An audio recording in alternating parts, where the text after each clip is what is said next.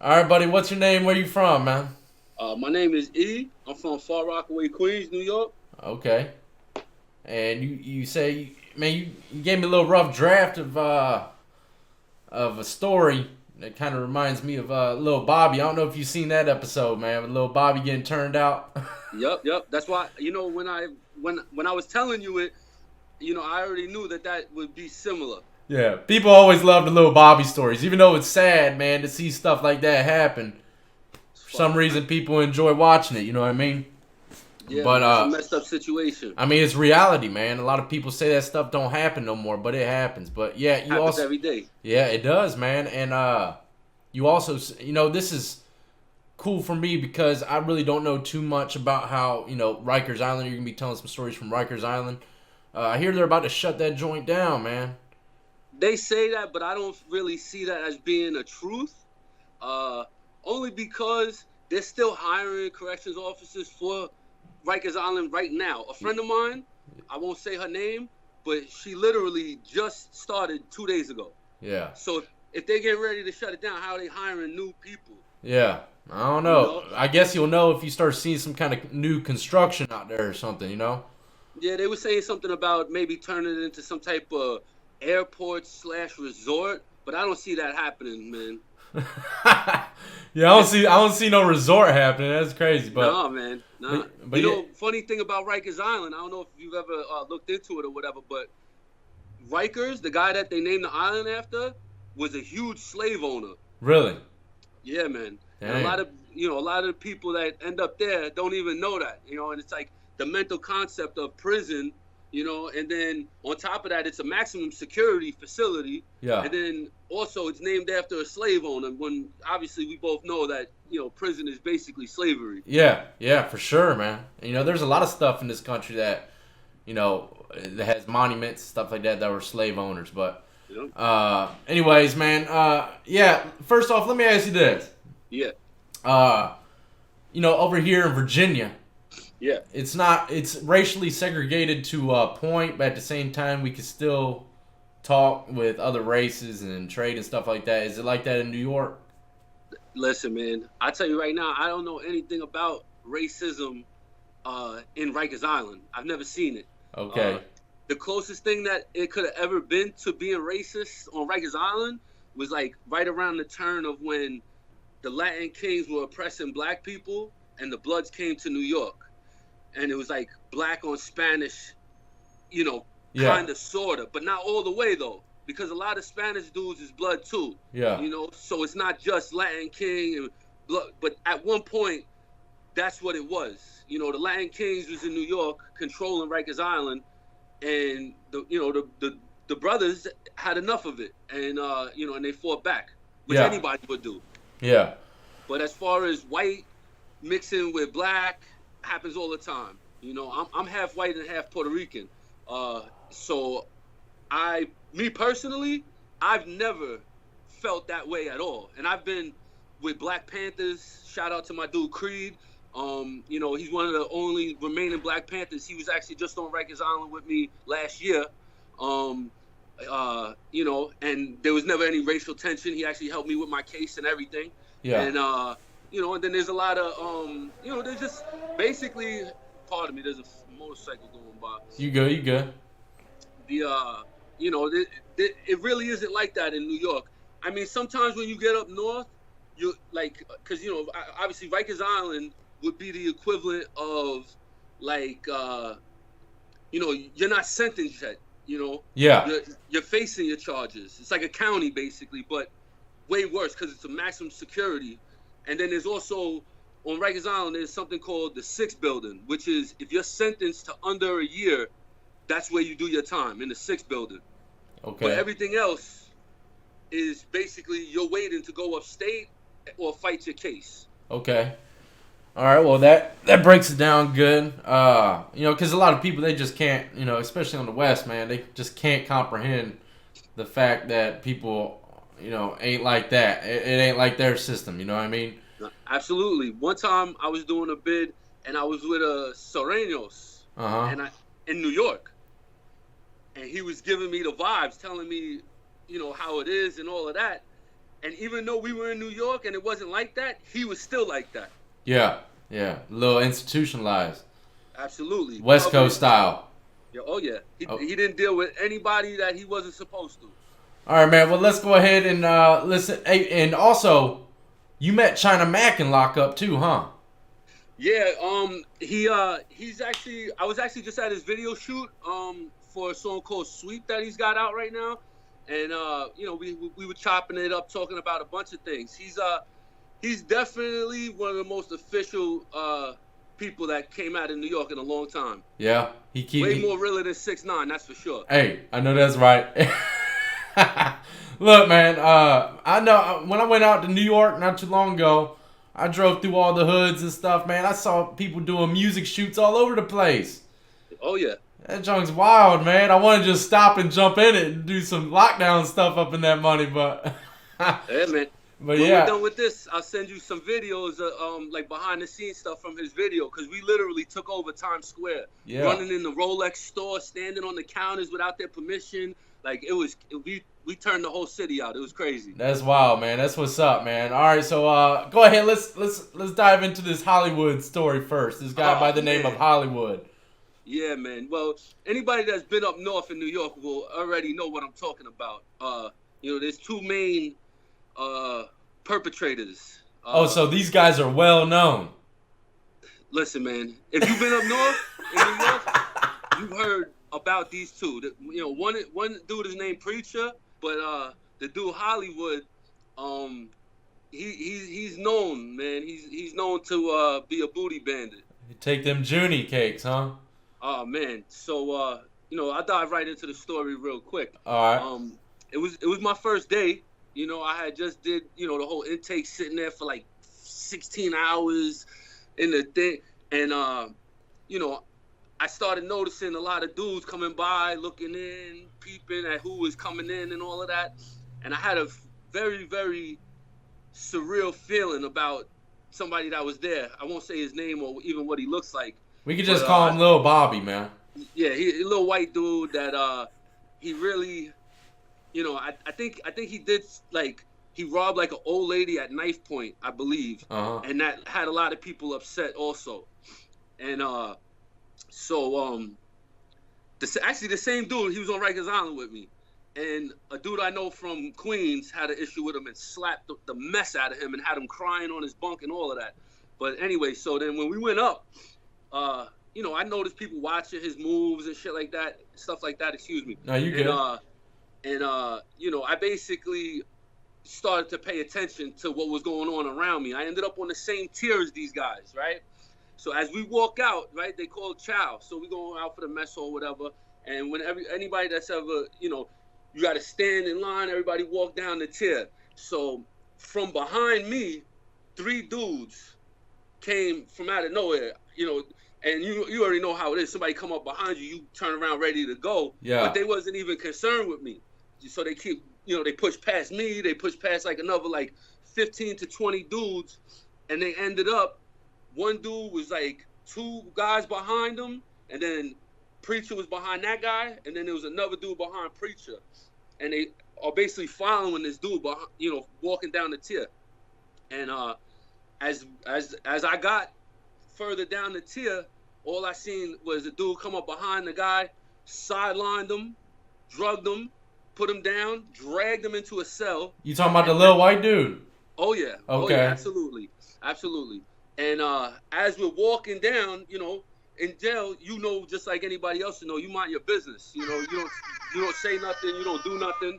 And so basically, I didn't want to look or anything because I didn't want to be involved in it. And but from the peripheral, I could see dudes hanging the curtain, and from a little hole in the side there, I could see Duke pulling white boy's pants off. Dang. So you already know what time it is. Yeah. So from that point, you know, I was, my mind, from that point on, I said, if this dude even comes within my arm reach, I'm sticking something in his throat. That was my whole, like, for the rest of the time being, I couldn't wait. I was like, I'm getting off this tier. I'm getting out of here. I don't want nothing to do with this dude. But I ended up being on that tier for about 6 months. But and then I got moved or whatever for fighting. But 4 days later, something like that, I'm in the yard, stomping the yard with one of my bros. We talking, chopping it up, and in the yard, right, you can only walk around the outside of it, you know, and off to the right over here, right underneath. When I tell you right underneath the gun tower, if he spit from the gun tower, it would land on them. Oh, so they have gun towers on Rikers? Oh no, this ain't in Rikers no more. This is up north. Oh, okay. Penitentiary? Yeah. I'm trying to keep it as vague as possible because I don't want nobody business. You good? You know what I'm saying? Yeah. So as we circle in the yard, there's chess boards and stuff like that over here that people play on all the time. And as I'm walking, Hollywood's playing chess over here, and underneath the table is the little white boy blowing them. Right underneath the gun tower. That's crazy. Hey, look, I told stories about how I used to walk the yard, and literally right there in the blind spot. I mean, they're in the open. You'd see guys lined up getting topped off, man. You know what I mean? And no one even, people just walk past it like it's nothing, man. You know what I mean? It's crazy as hell. It's a sick world we live in, man. And the penitentiary, you know, like it's funny because I just mentioned this to my friend yesterday. I said, you know, consider it 6'9". I said, you know, you don't do the crime if you can't do the time. You know what I'm saying? And the thing that bothers me the most about the 6'9" thing is, you know, a friend of his put himself out there to defend him, you know, and try to take somebody else out. And now he indicted, you know, he snitched on him. Like, he defended your life. Yeah. And you gonna put him in jail? That's the worst kind of rat that you know that there is. That's almost like Alpo snitching on Wayne Perry. Yeah. You know, a dude that held you down, took care of you, protected you, kept you safe, and you gonna put him in that type of a jackpot? No respect at all. Yeah. So how does the hood feel about old 6'9" out there? Is it kind of mixed feelings or what? Nah, man. Listen, man. I don't know about Brooklyn because I can't say much for Brooklyn. I mean, I got friends in Brooklyn, and I'll be in Brooklyn. I went to high school in Brooklyn, so I know a lot of people. But as far as Queens is concerned, Queens is where he's from, right? No, hell no. He's from Brooklyn. Brooklyn. Okay.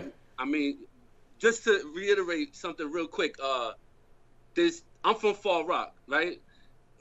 Far Rockaway is inside of Queens, but we consider ourselves the sixth borough. Okay. You know what I'm saying? Yeah. We consider ourselves different, you know. Even on the hat that I'm wearing, you know, it say 53rd state of mind because that's how we carry ourselves. We not part of everything else or whatever. Okay. But as far as 6'9" is concerned, man, I gotta tell you, man, I never personally liked him. I never liked his music. I don't like that type of shit. I don't really care for somebody that puts on a show for fame or for clout, you know. I like authentic people, you know, for instance, Casanova. You know what I'm saying? Yeah. I feel him. I understand him. I believe him when he speaks. I never believed nothing that 6'9" ever said in his life. Yeah. You know, I felt like he did it all for the camera. And, you know, when you could be a prostitute for fame and all that other stuff, you already lost. Yeah, that's for sure, man. That's facts. You know? But let me ask you this, man. How'd you end up meeting old China Mac in lockup? How was that? Well, years ago, I was young. I ended up catching an attempt murder, and I didn't know that's who that was. You understand what I'm saying? He wasn't China Mac back in the day. You feel me? Like, that's not what his name was. And I remember hearing stories of like a Chinese dude tearing it up. You know, dudes was respecting him. He got sliced and he didn't snitch and he went back at the dude and all of that. And it was just a respect thing right from the gate. You know, I respected him immediately. You know, he went up north from Rikers Island. He had to do, I believe he did a 10-year bid. And then he came home on parole, got violated for some nonsense. He had to go back or whatever. But the last time when he got paroled, me and him linked up. We started I started talking to him about his music and stuff like that, and then we just came cordial. We talked. Actually, the funny thing is, I don't know if you know anything about what's going on with Jen Gates and Buck Noy out of Philadelphia, like the tri-state area. There's these two guys. They're also Asian. They're they have this thing called like the Asian mob that like all of them are together basically. But I had heard that the guy Jin set up his brother Buck Noy. So I had hit China Mac up because I know he know them well. And I'm like, yo, you believe this? This is what I'm hearing. And he hit me back and was like, yo, that's way out of line. Like, I heard the same story. So just recently in New York, there's this thing called Rumble in the Bronx. Okay. Where basically if you got beef with another dude, you could settle it with your hands without having to worry about the police or guns or whatever. They set up a ring and you get in there and you fight. So Buck Noy actually just beat Jen Gates in a fist fight recently about that whole situation. But that's how we picked up our lingo or whatever. And then he invited me out to a video shoot, and that's basically where we at right now. You know what I'm saying? That's what's up, man. Yeah, I sent you a little clip of me and him in Times Square on Instagram, just so you knew, so I could show you that I was at the video shoot and all of that. Yeah, but I saw it. He's a good dude, man. He cut, for somebody that has walked in the shoes that he's walked, man, he's definitely a changed man. Yeah, I could sense that when I watched his story. It seemed very authentic, and that was another thing, man. I mean, is there a lot of Asian cats locked up? I mean, is it rare? On Rikers Island, right? Another funny story real quick about Rikers Island. The first time I ever got there, I was 18, 19, something like that. And I had heard a story about two Asian dudes down with this gang called either the Flying Dragons or some. I know China Mac was originally down with the Ghost Shadows, so I think it is the Flying Dragons because there was only the two gangs, the Asian gangs in New York that really had clout. And I'm pretty sure it's two Flying Dragons or whatever. But I had heard that these two dudes took out the whole Ninja Turtle squad on Rikers Island. Two dudes. And this guy, the guy Creed I mentioned earlier, the Black Panther dude, he happened to be there in the mess hall when it happened.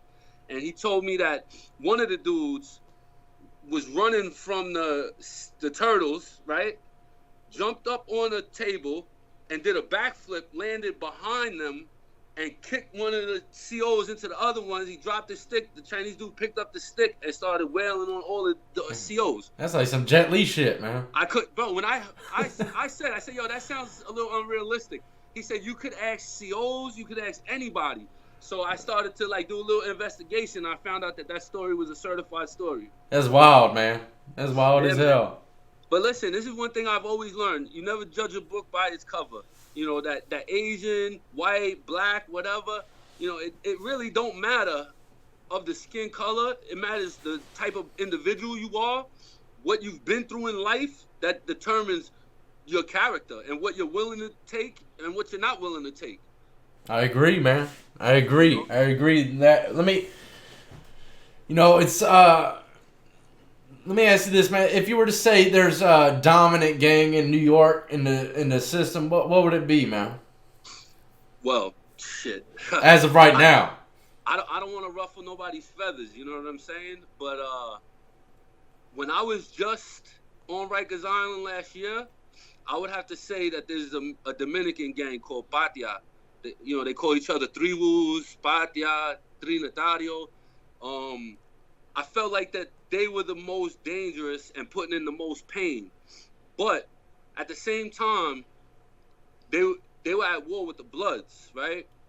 And I don't know. I guess there's a set in the Bloods I'm not too familiar with that are Dominicans also. And the Patias is Dominicans. So they were going at it. And I'll tell you a crazy story. I was going to court, right? I was facing a nice little bid because I'm a predicate felon. And, so my head was somewhere else. And I was talking to my boy, who's also had court that day. And he told me, yo, back up, put your back against the wall and watch out. So I'm like, what's going on? He's like, them Patias over there, and a couple bloods just came in here. I was like, oh shit. So I put my back to the wall, and my boy Preem was sitting next. He was standing next to me with his back to the wall, and it was 3-on-3. They all three of them on each side pulled out legitimate scalpels with the stick on it and everything, like that a doctor would use. Yeah. And they went to 3-on-3 razor tag on each other, going crazy, blood everywhere, blood all over my shirt, blood all over my boy. The two of us ended up going into a corner like this and just kicking everybody that came near us. If they were fighting, whatever, get away from us, boom, boom, backing up. We were covered in blood, and they made us go to court like that. That's crazy, man. Crazy. That's wild. I'll tell you right now, there's several buildings in Rikers Island. It's not just one facility. Obviously, just like any other jail. Yeah. But there's C95, right, where C95 is like the street. Like, when I tell you it's the street, like, it's exactly like the street. If you want any type of drugs, it's there. If you need a banger, it's there. If you need to talk to a CO to bring you something, they got that too. They do a lot of shakedowns in Rikers? They do, but listen, I don't want to talk names or anything like that to get anybody jammed up, but I'll tell you like this. The COs on Rikers Island are, I guess, just as easily corruptible as any other place. Yeah, I heard they're some of the dirtiest COs in the country, man. You know? That's a fact. Yeah. That's a fact. I've had COs bring me McDonald's, food. I won't say her name, but there was a CO that I used to be very friendly with.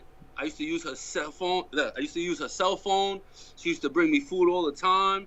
When there was a lockdown and nobody could use the phones, I would go over and talk to her. She would give me one phone to hook up to the thing. It came to the point where the other inmates in my area would come up to me and be like, "Yo, go tell your girl to give us the phones." Like, the COs on Rikers Island is a different breed. Yeah. That's a fact. Yeah, I've seen some crazy COs, man. Yeah, I used to buy bottles of Poland Spring, right? It would look like Poland Spring water. Yeah. But it would be vodka. Yeah.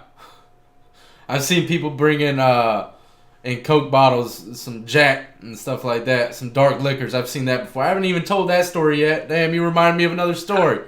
I'm telling you, man, it's universal, bro. You know, it is what. That's how the first time I saw you, I knew you was an official cat right from the gate. Well, I appreciate that, man. A lot of people don't agree. Well, I wouldn't say a lot. I'd say them haters. You know what I mean?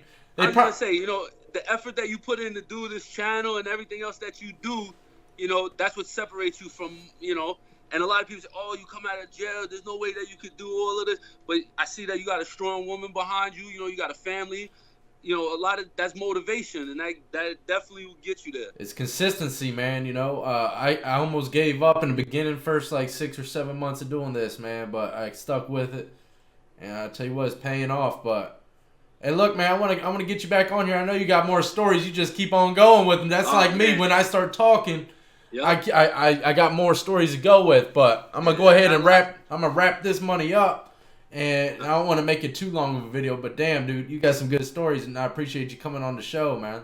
Oh, absolutely, brother. Anytime, man. Hey, you got any shout-outs or anything, man? I mean, you know, I just Fall Rock. All my bros, they know who they are. When they see this, they'll know who I'm talking about. Especially my brother T.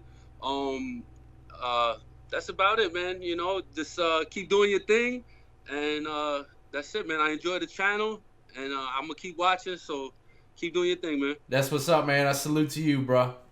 Hey, you be safe out there, all right? Stay free, man. Yeah, man. Trying to keep it that way. Always. Take it easy, bro. All right, brother.